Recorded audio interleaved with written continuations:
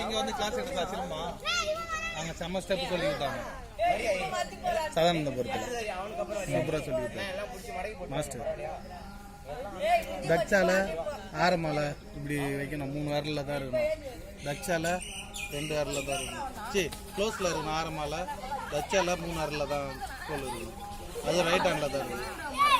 சைட்ல மட்டும் தான் தெரியணும். பக்காவா கிளாஸ் உள்ள சுத்தி